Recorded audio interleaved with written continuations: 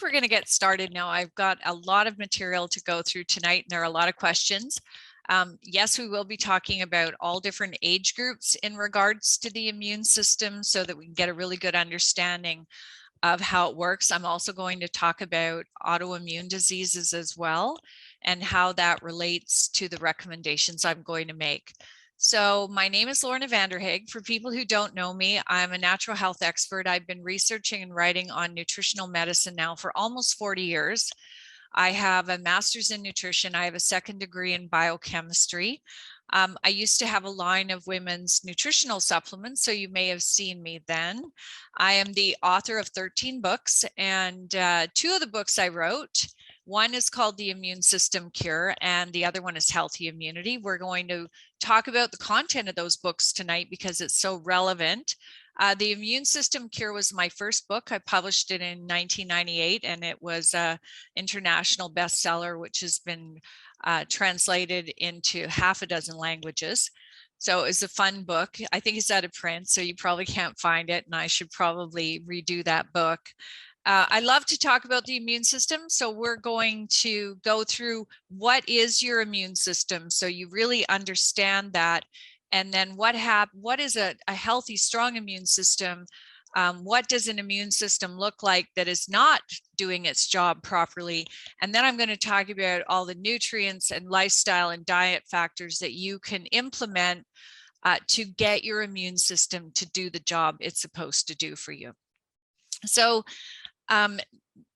this is the human body. The largest immune organ is your skin. And the skin is a big barrier, halting invaders from getting into the body. Then we have this gland called the thymus gland. If you poke at your chest and you find that curved breastbone, behind that is where your thymus sits. And when babies are born, they have a very large thymus, and they have to because they don't really have a formed immune system when they're born. So the thymus is very large. As we age, unfortunately, it shrinks. And by the time we're elderly, that thymus is very tiny, which is probably why the immune system doesn't work so well as we get older. We're going to talk about how to make sure it does. The tonsils and the adenoids are very important in the immune system because they distinguish invaders for destruction. And if you're from my generation, a lot of people had their tonsils or their adenoids removed. You will notice that they don't do that as often anymore because we now know that they're such a key contributor to the total immune system. Your spleen is also part of the immune system. It filters blood and distributes T and B cells. And you're going to hear me talk about these immune cells, things like T cells, natural killer cells, macrophages. These are basically our immune army that the immune system deploys when it thinks there's a problem. So the spleen is very important for that. And that's why if people are ever in a car accident and lose their spleen, it can be very challenging for their immune system. Then we have lymph glands that make up the immune system, and you can find those in your throat, around your neck, under your armpits, also in the groin. We know they're there when we're sick and they swell up and get painful, and you've probably had the doctor, touch your throat trying to find out if your lymph glands are swollen. The lymph glands are important for storage and white blood cell formation. Your bone marrow is another component of the immune system, a very important component, and this is where B cells are produced. So the immune system is an integral part of the body. It's literally your internal army. It is there to seek, recognize, and destroy invaders, cancer cells, and other cells of the body that go abnormal. So literally, it's always on reconnaissance, and it's constantly cleaning house, and it is doing this every minute of the day. For people who have questions, if you want to write your question into the question and answer box, then that way during the talk, I'm not going to stop to answer questions, but Rihanna will help answer questions. And then at the end, I'll go through them as well and make sure that your question gets answered. And if you're having a problem with the audio, you may want to sign in and out. So what are the different types of immunity? So there's passive immunity, and this is the immunity you're given when you're born. So when you're born, you have a tiny bit of immunity that you borrowed from your mom through her antibodies, through the placenta, and also through breast milk. And this is why breast milk or breastfeeding is so important, especially right when the baby is first born. Even if you don't continue on for weeks or months, that first breast milk is just so incredibly important because there's a lot of transference to your immune system from mom to baby.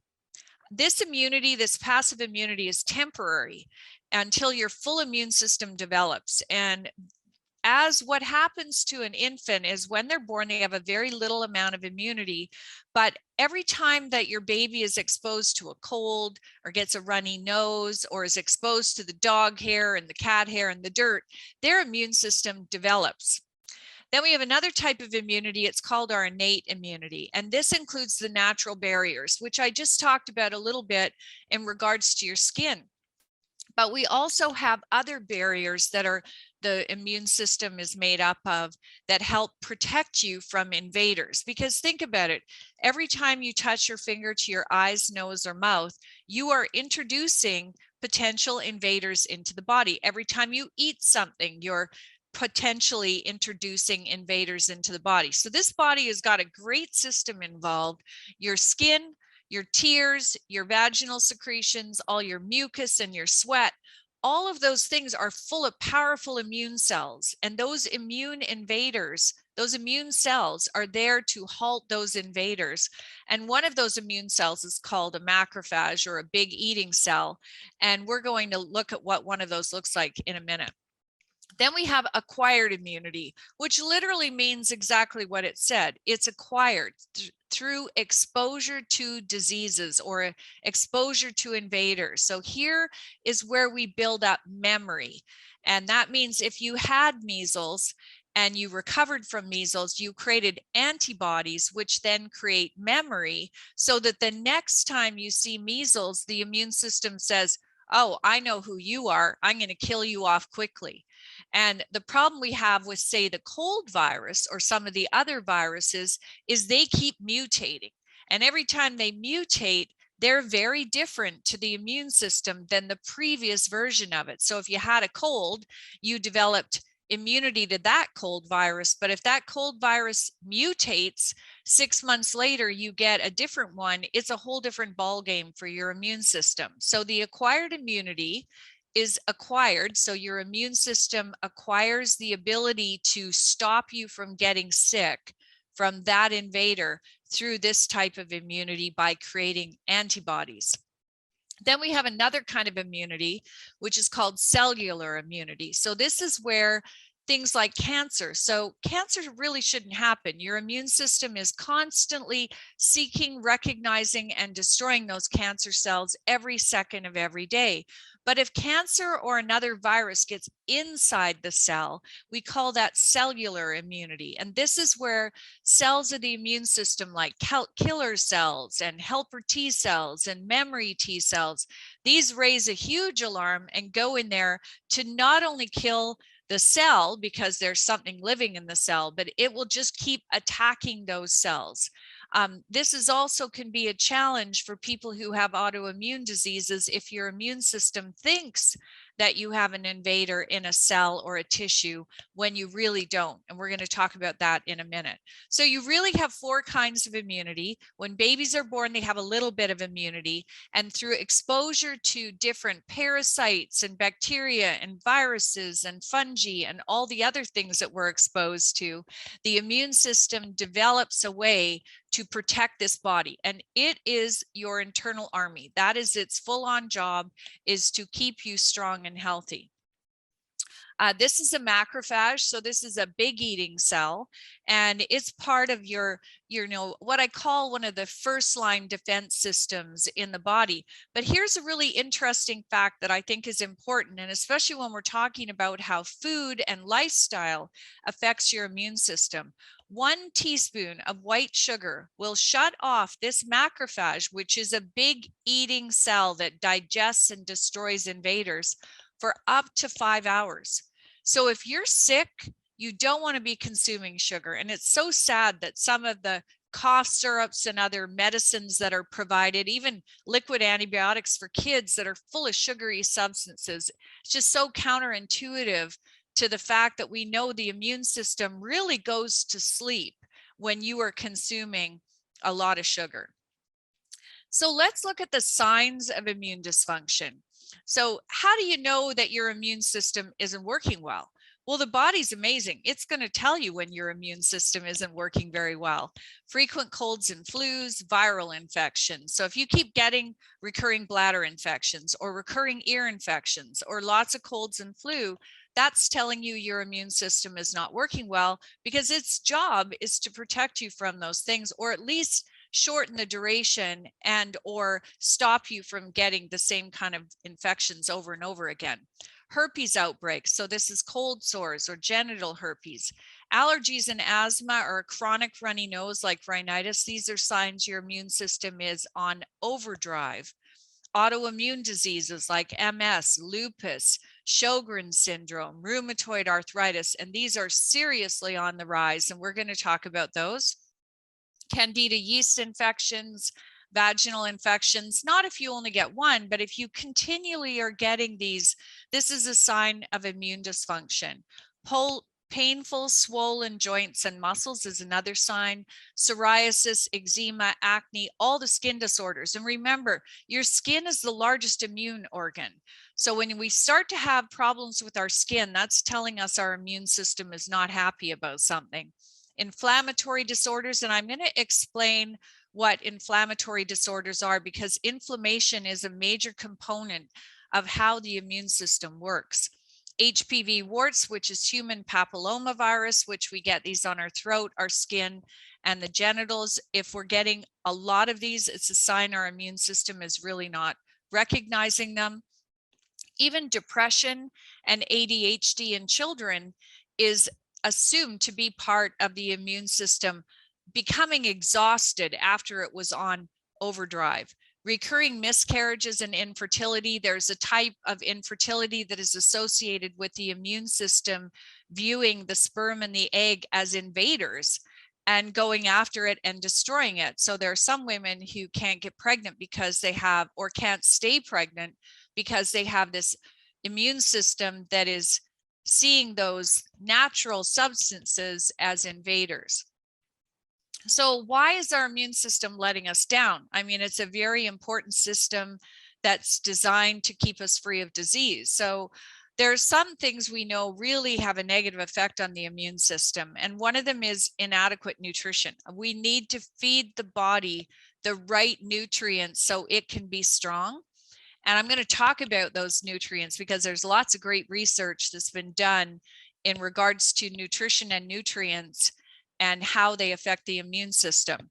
But let's say the one thing we know for sure is that we do not want to consume a lot of sugar if we are having immune problems. Stress with that hormone cortisol, that cortisol hormone causes complete dysfunction in the immune system, and so does a lack of sleep. Virulent viruses, so this is viruses that are strong and powerful. We've just experienced that with ones that just keep mutating and mutating and mutating, and the body just can't keep up, as well as bacteria that are also becoming very strong in our environment. Toxic overload, so this is environmental pollution.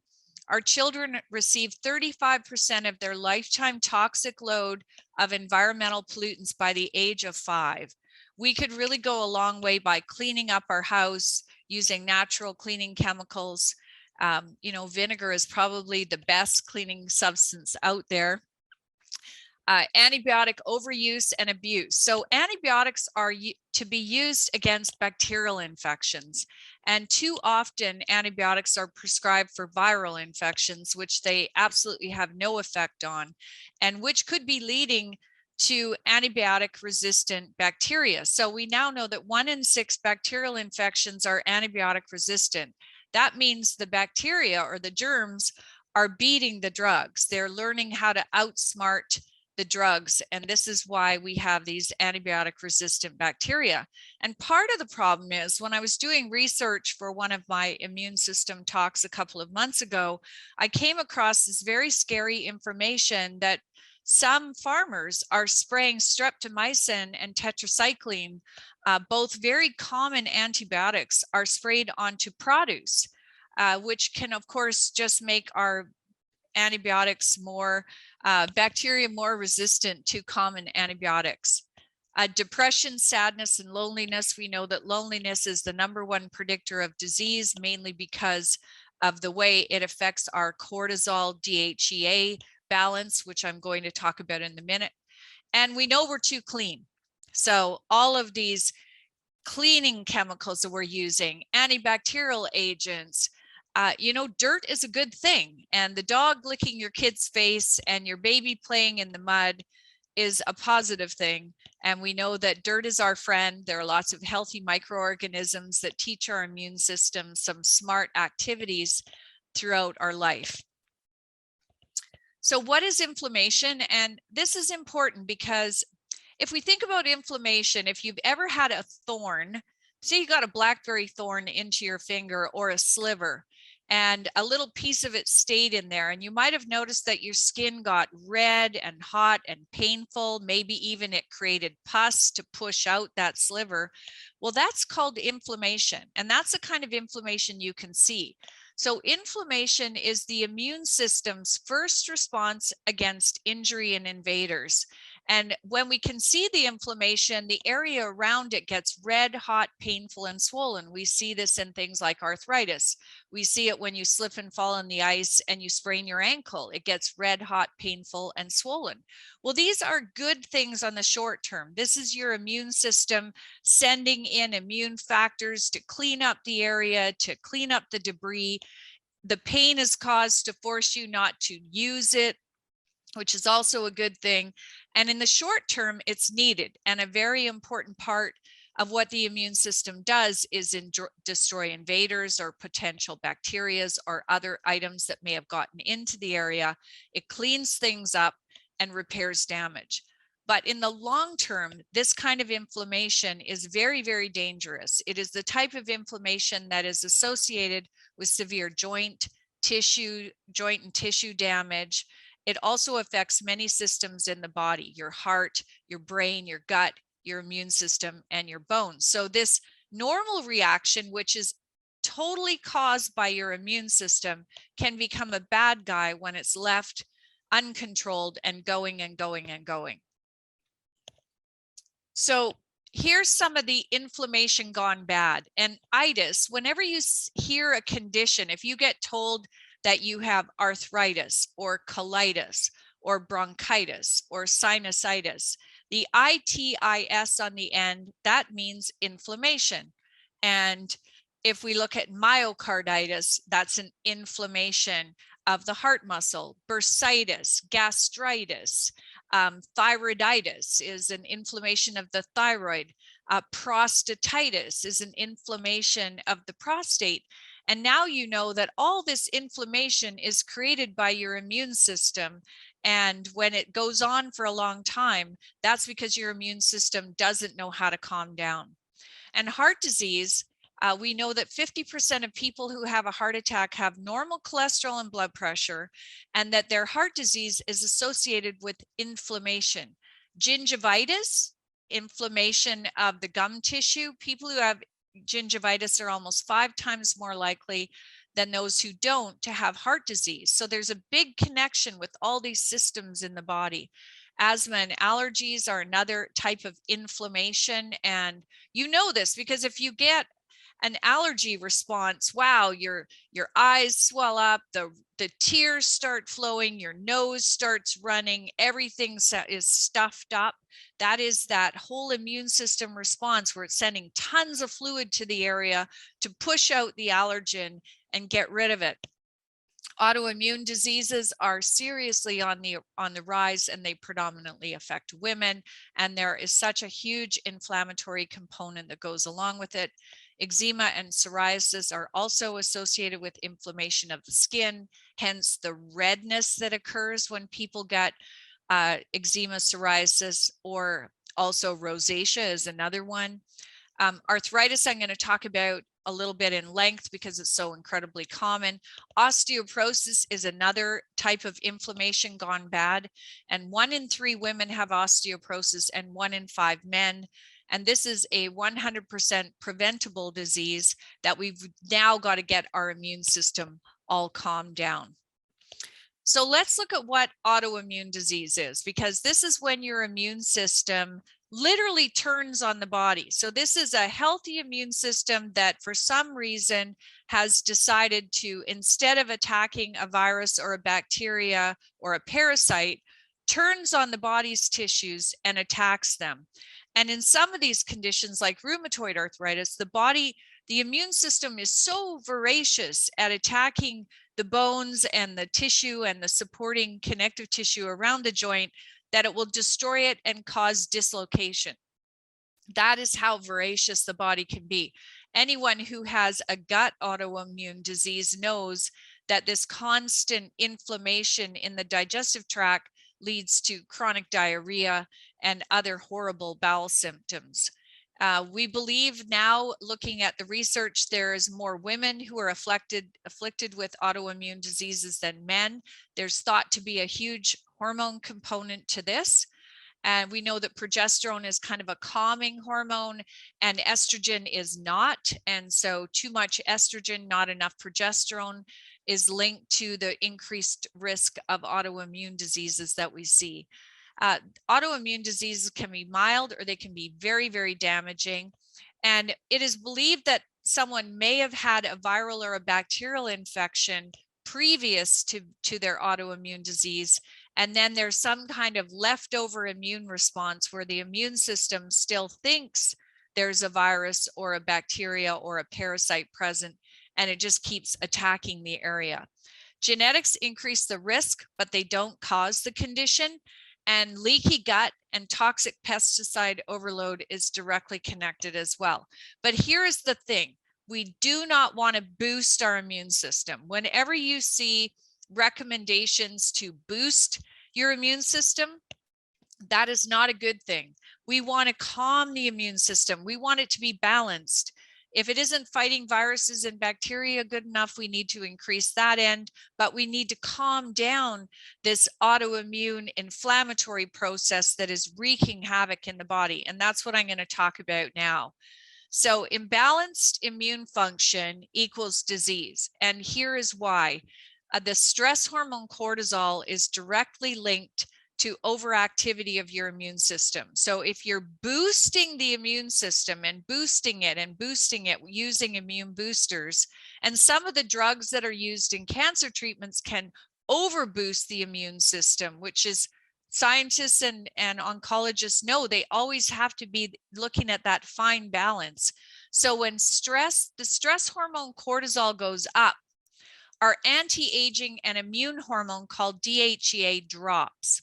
Here's another interesting fact. As we age, our DHEA naturally declines. It doesn't have to, but it does. And our cortisol goes up. So as you get older, 50, 60, 70, what happens is the stress hormone keeps going up, your DHEA keeps dropping. And here is the mess that goes on in the body. You get more chronic inflammation, pain, joint pain, arthritis. You get more allergies. You get more autoimmune disorders. That's why rheumatoid arthritis is more common in people over 50, because the immune system is on hyperdrive. And the other side of the immune system is underactive. So we get more cancer as we age. We get more chronic infections. And those infections, when we get them, are harder to get rid of. They become stubborn. We get more heart disease. Why? We've just jacked up our inflammation and we've dropped our protective hormone, and we get increased aging. So whenever I see recommendations for boosting the immune system, I get very worried, because we have such a high rate of autoimmune disorders today, and it's only getting worse. We want to balance the immune system. So everything I'm going to talk about tonight in regards to, I think that Mary asked a question about Sjogren's syndrome, are the recommendations going to be fine for people with autoimmune disease? The answer is yes, because we absolutely have to make sure that we keep this immune system balanced. And when the immune system is balanced, our inflammatory factors drop, our anti-aging hormone goes up, and our cortisol declines. And that's really the secret sauce to having a healthy immune system. So let's talk about lifestyle factors, because food is incredibly important. 70% of your immune system sits in your gut. And so all those good bacteria in the gut are controlling and connecting with your immune system. We need to eat more vegetables and more fruit, and they've got to be organic because we're trying to drop our lifetime load of toxic pesticides and environmental factors. That vegetable fiber that we consume, so the more vegetables you eat, the better. The vegetable fiber provides prebiotics, which are the food for the probiotics. And people who've listened to my talks before know that I am a big fan of prebiotic guar fiber. And probiotics are essential foods for life. They are required for a healthy immune system. And so you want to include fermented foods. You want to have yogurt. You want to, kimchi and kombucha. But lots of good fruits and vegetables, especially cruciferous vegetables. Your immune system and your digestive system are absolutely going to love them.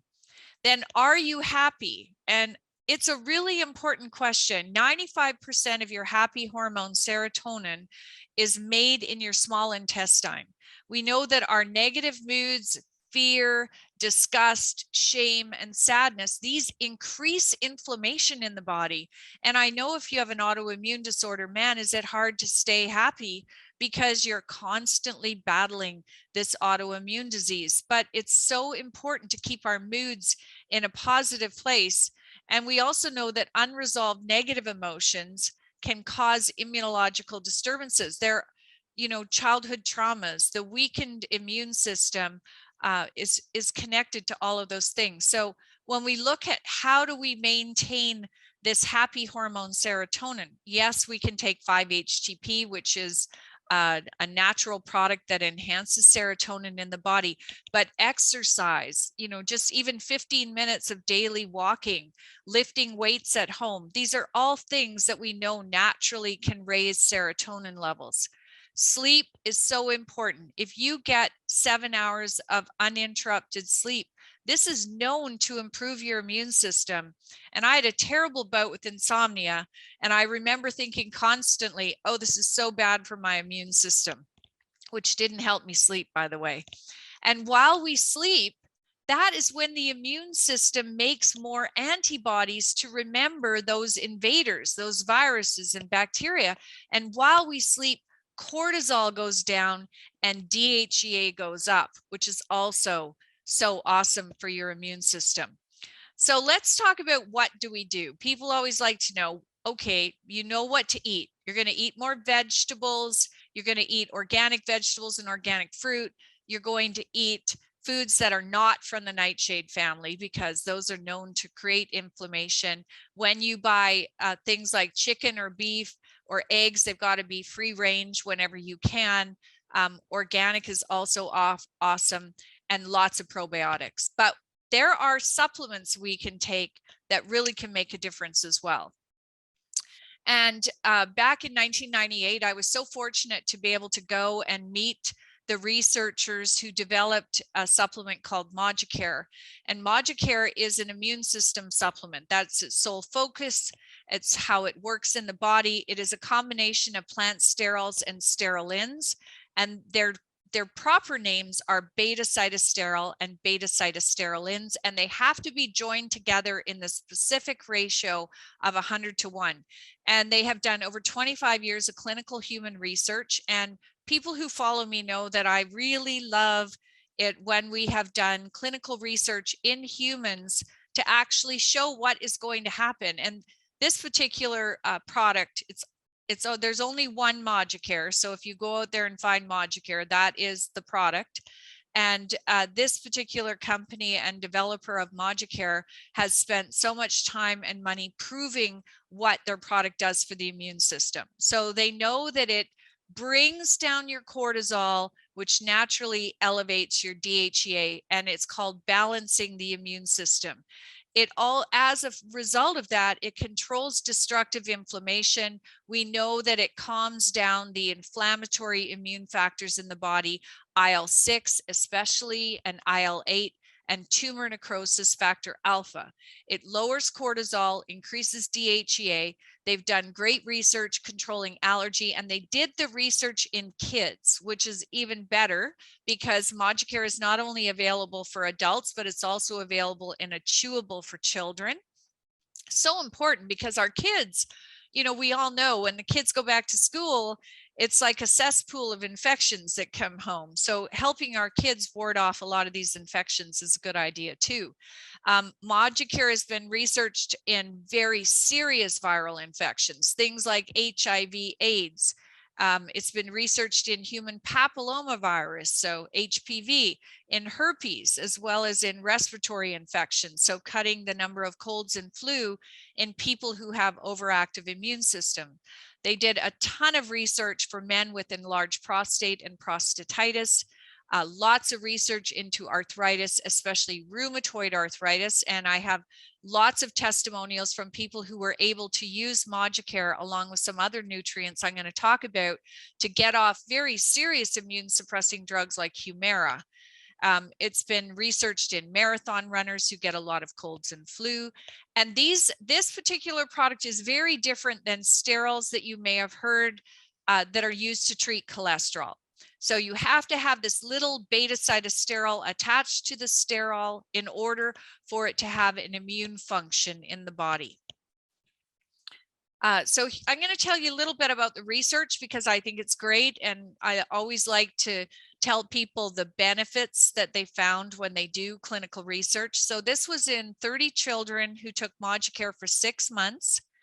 And what they found was a reduction in nasal obstruction. So I gather that means a lot of mucus, reduction in sneezing, a reduction in itchy nose. And kids who have terrible allergies, if you ever look at adults and you notice that one of their nostrils is longer than the other and the nose is kind of pushed to the side, that person probably had terrible childhood allergies who were constantly rubbing their nose. So the runny nose was also decreased, so a serious reduction in rhinitis. 13 of the 30 kids had a reduction in markers that we test in the blood, IgE and eosinophils. And that was a good sign because it actually showed that the immune system was responding. If you have allergies to pollen, to cat hair, and especially if you get those horrible spring allergies, you want to start Moducare now so that you've got a good 6 weeks of taking it before allergy season, and you will be pleasantly surprised. I used to have terrible allergies to the cottonwood in May here, and I haven't had allergies to cottonwood in a very long time. And I think Moducare corrected that whole imbalance. This study was done in Greece. Here's Moducare for arthritis. There are over 100 types of arthritis. Moducare was studied in rheumatoid arthritis, which is the autoimmune type arthritis, the most serious form. And it was found to control the action of the immune cells and stop destruction in the joint, which is so important. People were able to reduce the use of over-the-counter drugs and anti-inflammatory medications. Whenever you do clinical trials with arthritis, people who have arthritis are always allowed to continue to take their NSAIDs or over-the-counter anti-inflammatory medication. And so you'll always see that in the studies. But in the people who took Moducare, they were able to reduce the amount, and some completely went off their OTC medications. There's criteria that are required to be followed in studies for arthritis, and the American College of Rheumatology criteria, things like pain, swelling, and mobility. There was a significant improvement in people who were taking Moducare in the clinical trial. And as I said earlier, we also see a reduction in these very bad immune inflammatory markers like IL-6 and tumor necrosis factor alpha. So since 1998, Moducare has been used to treat arthritis and rheumatoid arthritis in North America with great success. And this study was published in the Journal of Clinical Nutrition back in 2002. It's very safe. I would recommend if you have arthritis, we take some other nutrients that also have an immune action, things like fish oil. And if you've got arthritis, you want to do 4,000 milligrams a day of fish oil. If you're a vegan or a vegetarian, you would use GLA and also add DHA from algae. And a lot of companies are now using the algae source DHA so that vegans and vegetarians can also get enough omega-3. Vitamin D3, I'm going to talk about on its own slide because it is an essential immune nutrient, and every single person who lives in Canada and northern US states should be taking 2,500 IUs per day. And during the dark winter months, when we're getting no sunshine, we should double that. And Health Canada changed the minimum amount of vitamin D3 back last year to 2,500 IUs per day. That should have been front page news across every news report so that people knew the information. Children should take 1,000 IUs per day, and they should start taking it as babies. And in the winter months, I would double that. And especially during times of infectious agents like we're seeing right now. Another wonderful arthritis treatment is natural eggshell membrane. It's called NEM. And I would take 1 capsule per day because it's been clinically shown to reduce pain in 5 to 7 days. And then, of course, reduce consumption of inflammatory foods. What are those inflammatory foods? Nightshade family foods like potatoes, tomatoes, eggplant. Those are some of the nightshade foods. Sugar consumption has to be dropped, alcohol, and all the bad fats, because those bad fats are causing lots of inflammation in the body. These are just some pictures of what's really going on in your joints so you can see what happens when arthritis starts. And by the way, arthritis doesn't start when you're 60. It starts when you're young through repetitive injuries to joints. And I think about all the teenagers today that are not getting adequate nutrition, who are in some pretty intense sports programs at school. So we've got to make sure that our kids are getting adequate nutrition as well. So in a normal healthy joint, you have cartilage, which is the pink, and it's like 2 ice cubes rubbing together, super slippery when it's healthy.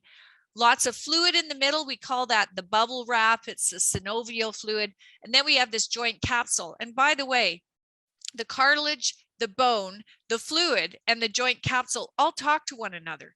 They have a complete synergy going on there. And so when it starts to break down, that's when we really see problems. So here you can see that the cartilage is starting to become damaged. It gets thinner, it creates cracks in the surface, then the fluid goes into areas it's not supposed to, and then the cartilage wears away, and then you end up with little bits of cartilage and bone ending up in the synovial fluid, and then you end up with a scenario where it all crumbles down and the synovial fluid leaks out, and you end up with bone rubbing on bone, which is what we see in serious arthritis, where people are just in terrible pain. We want to prevent this by giving people good nutrients for joint health when they're young, stopping the inflammation. Things like Moducare, fish oil, vitamin D. These things we should be taking from the time we're very young children. This is just a symbol of what happens if you've ever seen your grandma and she's got these big bulgy knuckles. These are called Hebrons Nodes.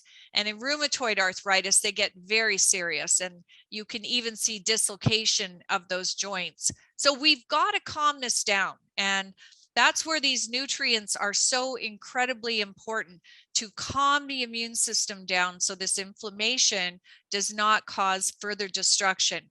And those nutrients I mentioned earlier, they work quickly. It doesn't take years and years and years to have these things under control, especially if you combine them with the lifestyle factors, better diet, things that can make us happy so that we can calm that inflammation down as well, and sleep. Moducare has also been researched for human papillomavirus. This is the virus that causes warts. It's linked to cervical cancer and abnormal pap smears. So this is a really important study. They took 123 patients in 2 groups. They usually use this treatment called cryotherapy, where they basically freeze off the warts. This study used cryotherapy in one group, and the other group got Moducare with the cryotherapy. And in this study, the people who had both Moducare along with cryotherapy had an 80% reduction in lesions, which 6 months later, they still didn't have lesions. This is profound. They also found that the group that was getting Moducare had more lesions to begin with than the placebo group.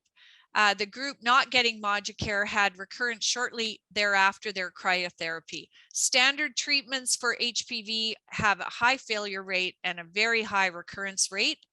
And one of the things I'd recommend if you are one of those people who gets warts is that you also use indole 3-carbinol, especially if you have cervical warts or HPV abnormal pap smears. You want to use 200 milligrams of indole 3-carbinol a day because it stops your good estrogen from converting into the bad estrogen, which is called 16-alpha hydroxyestrone. That bad estrogen, HPV is so smart, it uses the bad estrogen to cause progression of the HPV. Without the bad estrogen, it can't do anything and becomes very inert. And this study was published in the Journal of Dermatological Treatment in 2015. Remember, all these things are related to your immune system. Moducare and viral infections. Back in 1998, when I wrote the book, The Immune System Cure, a lot of the work with Moducare was around HIV and AIDS because it was a serious viral infection that was causing death in a huge number of people around the world. And they found that Moducare worked incredibly well, so well that some countries in Africa use Moducare as an adjunct treatment for their HIV AIDS patients. In 1997, Moducare was used in patients with tuberculosis and other serious infection with significant improvement in white blood cell counts. Remember, your white blood cells are immune cells. And they also had weight gain in those TB patients. Don't worry, it's not going to make those of us who don't have TB gain weight. This was only something positive they found in that study. They've also studied it in cats. And cats get this feline immunovirus called FIV, and which they considered to be the same as HIV in humans. Cats treated with Moducare were healthy and stable, and the cats left untreated declined. And sadly, most of them passed away. So we know that Moducare is an effective treatment in FIV. They did research in marathon runners, so people who over-exercise. So that's not, the person who's exercising 3 times a week, but the person who's a runner every day, or the person who is really over-exercising and not allowing their body to recover. Those people tend to get more colds and flu, more infections.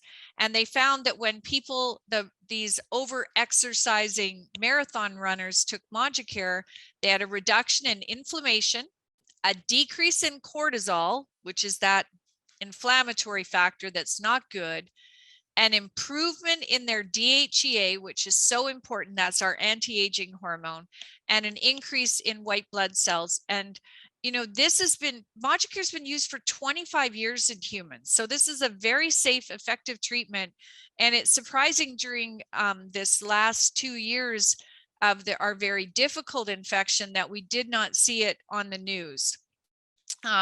Moducare researchers and other researchers around the world have been studying the 2 sterolins and sterols in the Moducare, the beta-cytosterol and beta-cytosterolin, to disable the spike protein in SARS-CoV-2. And it looks like they have concluded that beta-cytosterol can be used to enhance immunity against this type of infection, as well as to restrict the invasion of the virus into the host cell. So, we're probably going to be out of this before they finish all of the research in this way, but it makes sense because we know that Moducare gets your immune system seeking, recognizing, and destroying viruses. And this particular research was published in the Archives of Pharmacological and Therapeutic Research. In cancer, cell and animal studies for breast, colon, prostate, fibrocarcinomas, uterine cancers, cervical cancers, and larynx cancers using beta-cytosterol and beta-cytosterolin, the ingredients in Moducare. They found it caused the cancer cells to blow up. We call that apoptosis. It inhibited the proliferation or the spread of cancer cells. And in those on chemotherapy, Moducare improves things like the side effects of chemotherapy, like mouth sores. There was a report of less hair loss, less nausea, and people reported they had an improvement in the quality of life. Osteoporosis is now called immunoporosis because scientists have discovered that osteoporosis is directly linked to an overactive immune system. And here is a scenario again where stress causes the release of cortisol. Cortisol then causes the immune cells to secrete all these bad inflammatory messengers, which then promote calcium loss from your bones to make the calcium go in your blood where it's able to deal with the stressor to try and reduce your cortisol. So here is a direct connection to elevated cortisol, bone loss, and an increased risk of osteoporosis. Never really made sense to me that all of a sudden, you know, you hit 50 years old and your calcium just fell out of your bones and you developed osteoporosis. And remember, you know, we have 1 in 3 women and 1 in 5 men. So this is not a small number of people that are affected with osteoporosis. What I would recommend if you want to prevent bone loss is get your kids on Moducare and a good multivitamin and vitamin D when they're young. Like start when they're little and keep it up throughout their whole life. But if you're suffering with osteoporosis or you have a family history of it, you want to take supplements like Moducare, like magnesium bisglycinate at 200 milligrams per day. You want to take a really unique nutrient called choline stabilized orthosilicic acid. It comes in liquid and in capsules, and you want to do 10 drops a day of the liquid or 2 capsules a day. And I've been taking this supplement for 20 years to prevent osteoporosis. And then also take vitamin K2, MK7, and vitamin D3, which are often sold together to keep calcium in the bones. But at a minimum, you need the vitamin D3. Hopefully you're on a great multivitamin that has magnesium bisglycinate, and you want to take Moducare every day. This is just a little slide to show you that bone is constantly being built up and broken down. And when those immune cells are overactive or in an inflammatory state, you get more bone breakdown than you get bone buildup. And when you start to get bone breakdown, you get osteoarthritis, osteoporosis, rheumatoid arthritis, and periodontitis, or you start to see gum recession, which is another sign that you're starting to lose bone and you have this inflammatory process going on in the body. So now I'm going to talk about the nutrients you should take. So there's a direct connection with iron deficiency and immune dysfunction. Iron deficiency is the most common nutrient deficiency in children and adults today. Brand new research that was just done in November of 2021 found that iron reduces the action of your T cells. Remember, T cells are immune cells, and they are crucial for destroying infective agents, especially viral infections. And T cells need a large amount of iron in the body. And if iron is scarce, then the mitochondria, which is the powerhouse of the T cell, can't make energy and cannot fight viruses and other infectious agents. This is why kids with low iron are continually getting colds and flus. And women with low iron that are constantly getting infections, whether it be yeast infections, bladder infections, ear infections, colds and flu. People with low iron do not make antibodies properly. Remember, antibodies are made against a virus that you just saw to make sure that when you see it again, when the body sees that virus again, it can protect you. And we should be getting 20 milligrams of iron from our diet every day. We are not. According to the latest research, we're getting 8 milligrams. And if you're a vegetarian or a vegan, it's even worse. And everyone should be taking 10 milligrams of elemental iron per day. And I like iron pyrophosphate. And if you are a kid, a woman, you're elderly, a vegetarian, or an athlete, pretty much everybody, you need to be taking a small amount of iron every day, which is 10 milligrams of elemental iron, to make sure your immune system works well. Zinc is another important immune system mineral, and you need 5 to 30 milligrams a day. 5 is plenty for most people. 300 systems in the body require zinc. It makes those big eating macrophages do their job. It enhances natural killer cell activity. It controls inflammation. It's important for your skin. It's an antibacterial mineral, and it makes that thymus gland that sits behind your breastbone get bigger. So it is really important, and a good multivitamin will always have zinc in it. But during times like we are in right now, you should be making sure that you're getting zinc every day. Vitamin C, only 9% of Canadians get adequate levels of vitamin C. It stops viruses from replicating. It's antibacterial. It makes your immune cells destroy cancer.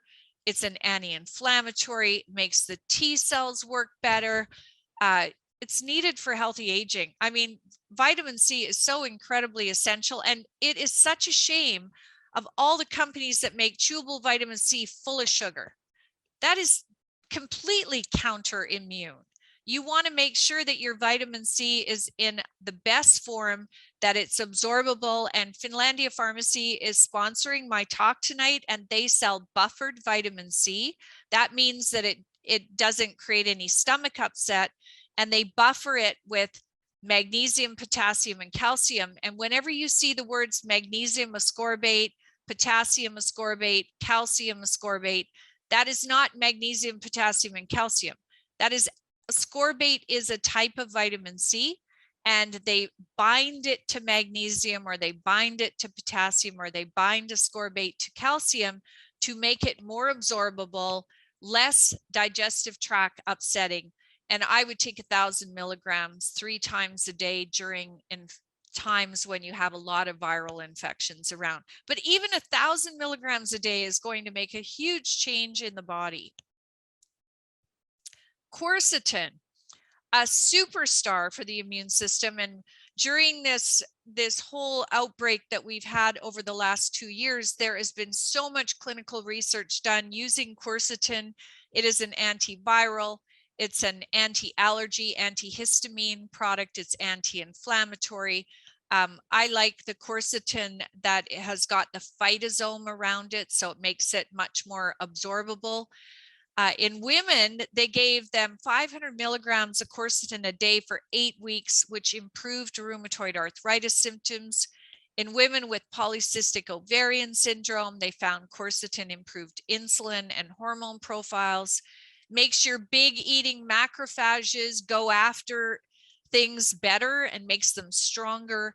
It stops viruses from getting into cells, so it's very antiviral. It's been researched in SARS-CoV. This is just one of those nutrients that really should be part of our wintertime virus arsenal. Vitamin D3, the bottom line is every single person on the webinar tonight needs vitamin D3. Your children need it, your husbands need it, your family, every family member should be on vitamin D3. It is the cheapest vitamin with the greatest action in the body. Vitamin D3 is the only vitamin that acts like a hormone in the body as well. It works on all forms of your immune function. It decreases the ability of viruses to replicate. It's antimicrobial, meaning it fights off microbes. It regulates both sides of the immune system, just like Moducare. That's why I think the two are essential together. It's known to reduce cancers of the breast and the colon. Like, I mean, if you have a family history of colon or breast cancer, you and your children need to be on vitamin D3. It reduces the risk of death from pneumonia. In COVID patients, it reduced the cytokine storm, the inflammatory process that was creating the lung problem. It increases another very important nutrient called glutathione, which is the great detoxifier in the body. And kids need 1,000 IUs per day, double in the winter, and adults need 2,500 IUs in the summer and 5,000 IUs in the winter. Let's just review what you should take. So Moducare is for the whole family, kids and adults. You take 3 capsules a day or 3 chewable tablets. A multivitamin with zinc, selenium, and magnesium would be awesome. Vitamin D3, vitamin C. And remember, some great multivitamins already have vitamin D3 and vitamin C in them. And some even have iron in them. If you are a woman, it doesn't matter if you are pregnant or not. You could take a prenatal vitamin that has all of those things and your iron. Quercetin, you would take 250 to 500 milligrams per day, and I like the phytosome quercetin. And then remember to eat prebiotic vegetables, fermented foods, and probiotics for the strongest immune system you can have. And thank you again to Finlandia Pharmacy for inviting me to do this webinar. They gave a discount code. The discount code is Lorna15, and that gives you 15% off products at Finlandia Pharmacy. Please go to my website at lornahealth.com and sign up for my online newsletter. I sold my women's health supplement company to Jameson Wellness back in 2014. So I no longer have anything to do with the old website. So go to my new website at lornahealth.com and become part of the community. And then connect with me on social media at Facebook and Instagram at Lorna Vanderhaeghe. And if you want to know more about Moducare and Moducare's research, you can go to moducare.com.